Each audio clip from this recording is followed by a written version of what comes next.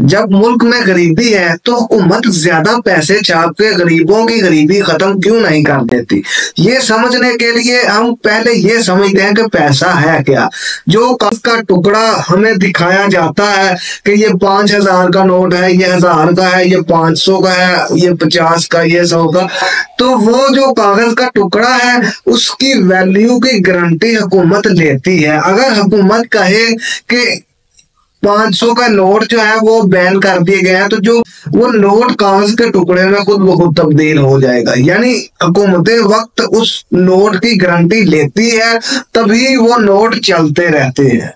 जब मुल्क में गरीबी है तो हुकूमत ज्यादा पैसे छाप के गरीबों की गरीबी खत्म क्यों नहीं करती। एक बार जिम्बाब्वे ने भी ऐसा ही किया था। उसने ज्यादा नोट छाप दिए और सब तक वो नोट पहुंचा दिए। उससे हुआ ये था कि फिर जो चीजें थी वो तो उतनी ही मिकदार में थी। अगर असल तरक्की करनी है तो वो तरक्की होगी रिसोर्सेज बढ़ाने से, सर्विसेज बढ़ाने से। तो अब खरीदार ज्यादा हो गए हैं और चीज की मिकदार कम हो गई है, तो वो तब तक उसकी कीमत बढ़ाते रहेंगे जब तक खरीदार और उसकी कीमत एक लेवल पे नहीं आ जाती। इसीलिए एक मिसाल से आपको एक चीज समझाते हैं कि एक मोबाइल आप 1,000 रुपए में सेल कर रहे हैं। उसी मोबाइल को खरीदने के लिए अगर 500 लोग आ जाएंगे तो आप उस मोबाइल की कीमत 10,000 रुपए कर देंगे। और फिर भी अगर उसको खरीदने वाले 100 से ज्यादा है तो आप तब तक कीमत बढ़ाते रहेंगे जब तक उसको खरीदने वाला एक ही बंदा नहीं रह जाता,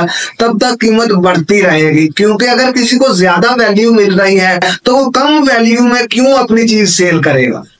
इसी तरह अगर ज्यादा नोट छाप के हर एक के घर में 10-10 करोड़ रुपए भी पहुंचा दिए जाएं, इससे होगा ये कि अब लोगों के पास खरीदने की कैपेसिटी बढ़ गई, सो वो मार्केट में पहुंचेंगे चीजें खरीदने के लिए। अब हर तरफ खरीदारों की तादाद में इजाफा होता चला जाएगा, लेकिन चीजें तो वही महदूद हैं। अब अगर कोई चीजें बाहर से मंगवाते हैं तो ये पैसा बाहर वर्क नहीं करेगा।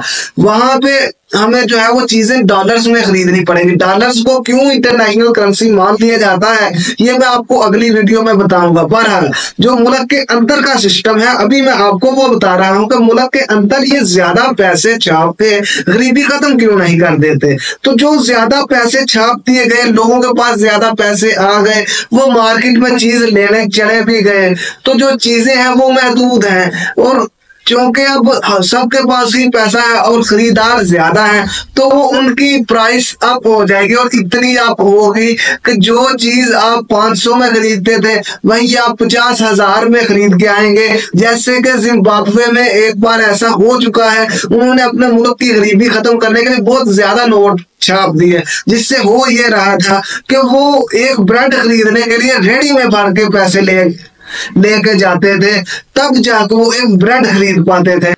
जब मुल्क असली तरक्की करेगा तो उसमें रिसोर्सेज बढ़ाते हैं, उसमें एक्सपर्टीज और लोगों की काबिलियत को बढ़ाते हैं और वो मुल्क में इनकम जनरेट करते हैं और खुद वर्क करके अपनी काबिलियत को इस्तेमाल करके इनकम जनरेट करना सीखते हैं। अब इनके पास जो पैसा आ भी गया तो क्या ये पैसा इनके पास टिका ही रहेगा। जब इनके पास ये पैसा पहुंचा तो इससे होगा क्या, इससे ये लोग अपने डिजायर्स पूरे कर लेंगे। यानी अगर किसी को कोई प्लॉट खरीदना है वो खरीद लेगा, कोई गाड़ी बनानी है वो बना लेगा, घर डबल स्टोरी करना है तो वो उस घर को डबल स्टोरी कर लेगा। लेकिन वो कुछ ही अरसे में वो पैसे खत्म करके उनकी गरीबी खत्म नहीं होगी। और जिन्होंने गरीबी खत्म करनी है वो जीरो से भी शुरू होंगे, तब भी वो अपनी गरीबी को खत्म करने में कामयाब हो ही जाएंगे।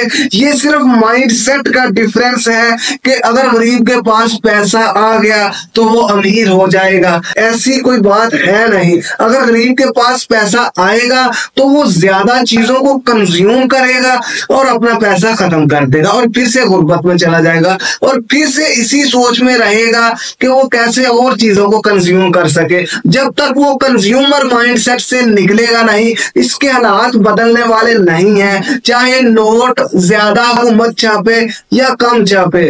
बहरहाल ज्यादा नोट छापने से फिर होगा ये कि कोई भी चीज जो वो खरीदे जाएगा वो उतनी महंगी हो जाएगी, तो ज्यादा नोटों का फिर फायदा क्या हुआ। ज्यादा नोटों का उल्टा जो है वो मुल्क की इकोनॉमी को नुकसान होगा। हाँ, अगर ऐसा है कि पाकिस्तान ज्यादा नोट छापे और बैरून मुल्क वो नोटों से ही तजारत कर पाए, तो फिर ऐसी सूरत में वो नोट छापना कारामद काम हो सकता है। लेकिन अगर हम बाहर कहीं पर भी कुछ ट्रेडिंग वगैरह करते हैं, कुछ खरीदते हैं, कुछ बेचते हैं, तो वहां पे हम डॉलर्स में करते हैं। अब डॉलर इंटरनेशनल करेंसी कैसे है, ये मैं आपको अपनी अगली वीडियो में बताऊंगा।